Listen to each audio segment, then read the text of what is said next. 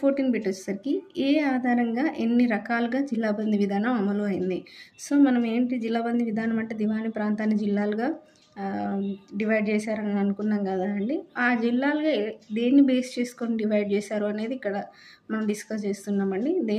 దేన్ని బేస్ చేసుకొని జిల్లాలుగా డివైడ్ చేశారు అని అంటే ఆదాయాన్ని బేస్ చేసుకొని డివైడ్ చేశారండి. ఆ ఆదాయం ఎన్ని రకాలుగా డివైడ్ అయింది అని అంటే మొత్తం 3 రకాలుగా దాన్ని సెపరేట్ చేసి డివైడ్ చేసి అందులో ఆ కేటగిరీలోకి వచ్చే జిల్లాలని అలా 3 టైప్స్‌గా డివైడ్ చేశారండి. సో, మనం ఆ 3 రకాలు ఏంటి అని అంటే ఆదాయం ప్రకారంగా ఒకటి greater than or equal to 12 lakhs అండి.